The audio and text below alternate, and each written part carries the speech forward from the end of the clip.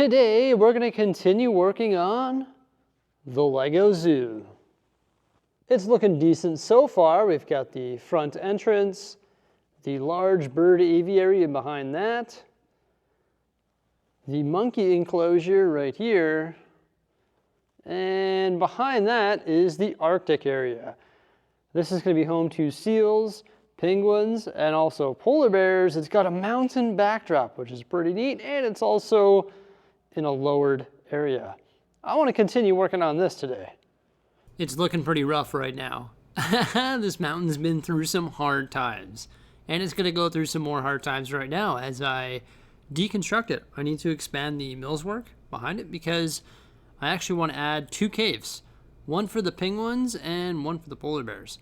So I remove all those rock panels and then I start framing out the caves using 2x dark bluish gray brick. There's been some comments. Why do you call it dark bluish gray? Well, there's dark stone gray, or dark bluish gray, or dark gray, whatever you want to call it. It's right because that's the Lego color, Bricklink color, and then just what it is, dark gray. That's because dark gray is technically the old dark gray, which sort of looks really weird. But I'm using the dark gray brick and then I'm topping it with some white brick because this is going to be a snowy area. There's going to be a lot of snow details that I have to add here. And then I put some inverted slopes and some regular slopes in there just to make it look a little bit textured. Not going to go crazy with the details in there because for the most part you're not even going to be able to see in there. So there's not really a sense in going crazy with parts. And then I do the exact same thing for the penguin one as well. The penguin one is actually a little bit bigger than the polar bear one. Of course, these caves could go like deep into the mountain, but not really necessary. I just need them to be large enough so I can fit some animals in there. And then wherever the opening of the cave is, I can have some animals just sort of peeking out. Once I frame up the caves, I just retop them with some of those rectangular rock pieces and also some of the corner ones. I love using those for creating mountains. It just provides a nice structure and then you can add more details afterward.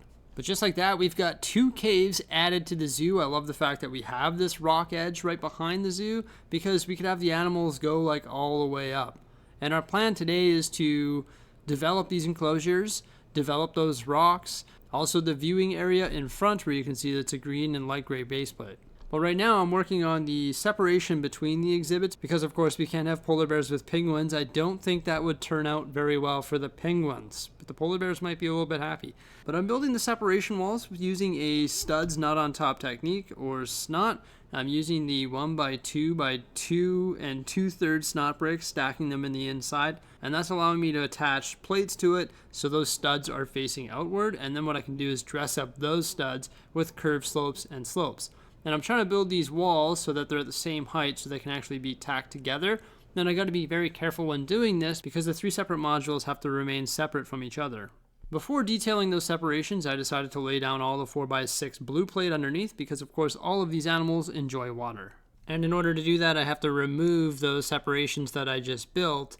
There's a lot of trial and error with this process, but that's how I build things. I don't really use digital design or anything. I'm just sort of building off the top of my head. And I think this method is honestly one of the funnest things about building custom. However, you do make a giant mess when you use this method. After I get the water laid and I get those panels reinserted there, I scratch my head and I'm like, what should I do next? Well, I guess I better cover up all those studs on the side of those panels. Once again, using those curved slopes, so I've got some 2x4 white, light gray, and dark gray, 2x2 light, dark gray, and white as well, and then also a bunch of 1x2s.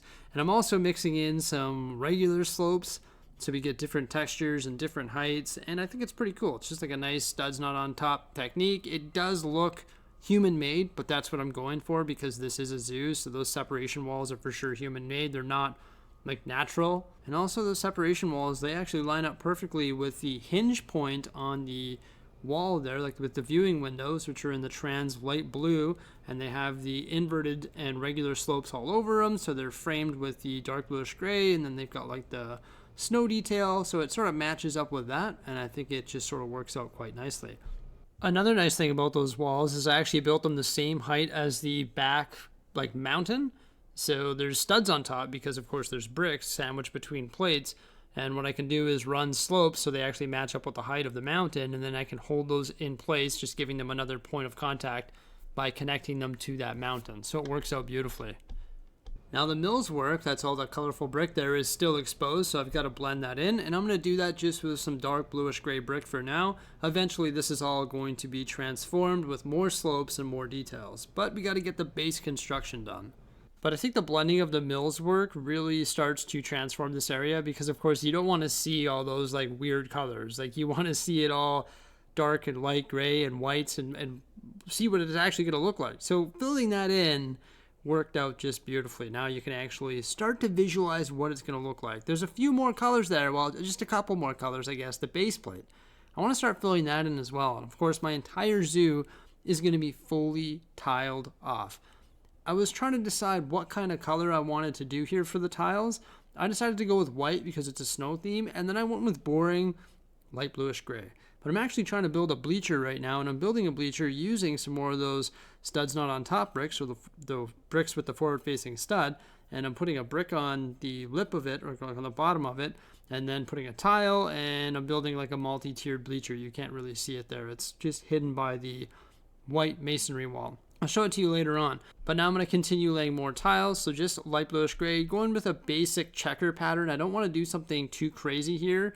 There's not a whole lot of color right now, but I think the color is going to be added when we start adding minifigures to this scene, because of course there's going to be minifigures all over the zoo checking out all of these amazing animals. So that's starting to transform now. It sort of looks like an Arctic area in a zoo, but those rocks, they still need to be dealt with. We need to do rock detailing in the worst way.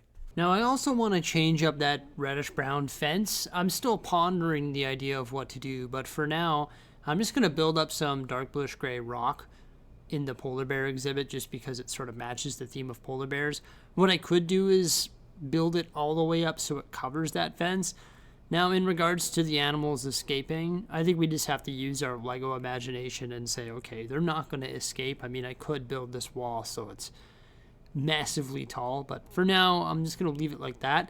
I'm still figuring out what exactly to do with that wall, but it could change, and it probably will change in the future. Now I also want to lay some white plates, so my base construction is all dark bluish gray because that's what I have the most of, and I built it all with dark bluish gray, but I'm laying some plate on top of the mill's work. I'm also swapping up some of the plates, and then I'm just laying a bunch of white slopes and also dark bluish gray slopes, of course. And this will help transform the texture of those rock panels. The rock panels are rather rectangular, but once you throw a bunch of slopes at it and a bunch of other elements such as the 1x1 modified plate with the downward facing tooth and cheese slopes and all that different stuff, it sort of transforms it. Now in regards to the water, I already laid the blue plate. I want to use 1x1 studs and create an actual pool of water so that you can submerge animals within the water. But I don't have any. So luckily for me, I have a lot of 1x2 Translite Blue tiles, so I'm actually going to use the Translite Blue tiles for now. But the enclosures, they actually split in half because of the way the mill's plates work out. So what I did is I ran a row of 1x2 Translite Blue bricks that I found on the pad wall on each half, and it sort of contains them within so it doesn't make a giant mess when I move this thing around. So that sort of works out. Now the polar bear exhibit is looking pretty good. I can't say that any of these exhibits here today are going to be done just because they take so many parts and we haven't placed it in the actual zoo and in the city. And of course these mountains are part of the city as well. For example, the botanical garden is right on the top of these mountains, so the peaks of the mountains will have to change and they'll have to be blended in with the peak of the raised platform. So I'm not too concerned about fully detailing the mountains all the way up to the very top. That's why you'll see that some of the rock panels are actually left out, because I don't know how close those need to go to the actual platform and things like that. So we did the penguin one there pretty quickly, and now moving on to the seals. The seals have the tallest rock face behind them because that goes right up against that raised platform there. I am planning something really cool for in front of the botanical garden. I haven't revealed it yet. My plan is to issue a new video on Bricksie Talks, and I'm going to talk about my ideas for the front of the botanical garden, which of course is right above the zoo.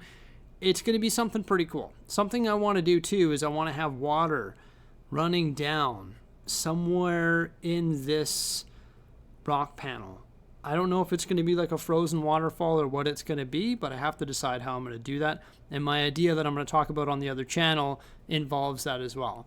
Now I have a bunch of candlesticks in reddish brown and also a bunch of the fern elements in the green and dark green colors, so I've decided to build some new sapling trees. I've got lots of these right now, and I can't wait to add hundreds of these saplings to my Lego city. In the past, I used the antennas, little stem pieces, but now we have the candlesticks and the fern elements, and they create some spectacular looking little sapling trees, and I can't wait to just bake a lot more of them. However, I'm going to use the other ones as well, because I actually have some of the stem elements in white, and I could snow cap some of those for the winter village. I also have so many elements right now for building vegetation. I just haven't got around to sitting down and building 500 trees in like one day. I need to do that. That would just be game changing. But it's coming along now. We've got a lot of slopes laid. We've got a whole bunch of details added. I can't say that it's anywhere near completion, but man, it just takes a lot of parts, a lot of time laying each one of these parts individually, and I want to make sure that I do this right. So we're for sure going to have to come back, touch things up, add some more stuff to the enclosures, add more detail everywhere. And I think everything is just done in stages, and that's how I like to do things. And the zoo isn't anywhere near the detail phase. For example, there's no minifigures anywhere, right? So when we go through and we add food vendors and we add minifigures and we start to tinker with the rock work as it transitions to the raised platform, well, then I can come in here and I can improve the enclosures even further based on how they're sitting in the city and stuff like that. But tremendous start to this Arctic area. It is looking great. I'm really happy with the outcome so far. I can't wait to place it in the Lego City with the surrounding zoo modules and also just the Lego City in general. So why don't we do that now? Actually, you know what? First, let's have a look at the transformation of this Arctic area in a super, super duper fast time lapse. Wow, look at me go. Ripping it through. Sort of gives you a good perspective of the before and after. All right, we've got the polar bears. This is that snot-built wall that I was talking about there. And as you can see, if I remove that slope, I can wiggle it free and sort of extract it and work on it as its own little module. That's cool. We've got the polar bear den in there, and then built up some of the rock work on the edge here, concealing that brown fence. I still think I need to do something with that. I'm a huge fan of these trees, though. I think those look great. Got the 1x2 water in there, and it's once again framed with 1x2s so the water doesn't spill out when I move these modules. The viewing windows, I put the white curved elements on top, which worked out nicely. These are pretty cool viewing windows with the upright clips in the window glass and the arches above. Sort of snow-capped. Some odd-shaped white plate all throughout the enclosure as well. It might look a little bit busy at this point. The white polar bears sort of blend in with the white snow. I might have to remove some of that white detailing. But we've got the staircase going down. Eventually I'll probably have to put a ramp in there. It's nicely tiled off. We've got some studs so we can pose minifigures. The other viewing window into the penguins. I think penguins are pretty active. They're fun. You can see a bunch of them just sort of diving around, which is pretty neat. And they've got their little cave there as well. So I like the way that that turned out. Once we get some colorful minifigures in here, I think it'll help break it up. Maybe I should have used like light blue tiles or something. Here's the bleacher that I created. So I built it using the snot building technique. And it's two-tiered. There is no like rail on it and no studs for minifigures, but minifigures can very easily just sit on that because it's such a big lip. So for example, if I take this guy, he can watch the penguins. Hey, that makes sense. That was the closest minifigure and I grabbed it. There you go. But you can see the line of separation there. So that's where the enclosure splits. And those bricks do a great job of just sort of holding that water in. I guess I do need to tack it together just by like maybe one tile going across. And it'll hold it together like that. There we go, problem solved. And then we got the seals. Same viewing windows over here. Top them with those curved white elements, like the 1x1s. And then the seals don't have a cave, but they've got this little concealed area in here where they can sort of hide out, get away from the crowds. So I thought I'd change it up rather than doing 3 caves.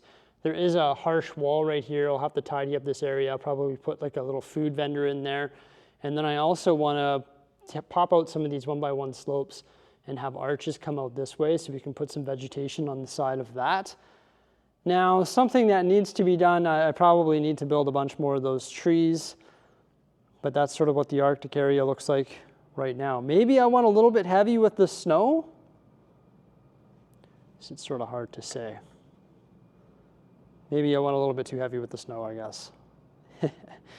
Wouldn't be hard just to pop out some of those slopes and convert them to like lighter dark gray maybe.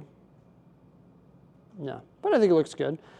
Now this rock work, like I was mentioning, it all has to be redone, specifically this corner here. I wasn't really liking the way that that corner looked, so I actually destroyed it and ripped it out.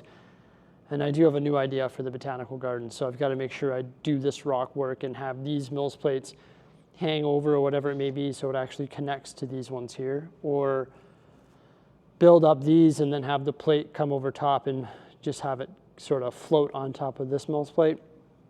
So yeah, that's what I was saying. I don't really know what to do with the top rocks there at this point. Didn't really have time to make a decision today, but I'm happy that I was able to work a little bit on the zoo. I think it's coming along all right, I guess.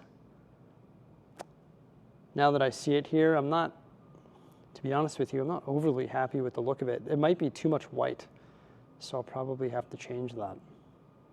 I don't know what it is. Maybe it's just because the surrounding area is so ugly. That might be it too. Maybe it's because this isn't done either, because when these become like really green and full of like vegetation that matches these animals, then maybe it'll take away from the white here. And maybe it was the wrong call using these white tiles, because we have white tile, white masonry, white plate, a lot of white. So maybe using white there actually wasn't the right call. But I think like the amount of snow and everything actually matches what these animals should have. Like seals, penguins, and polar bears should have snow. But it definitely needs some more work, but I'm happy with the progress that I was able to make today.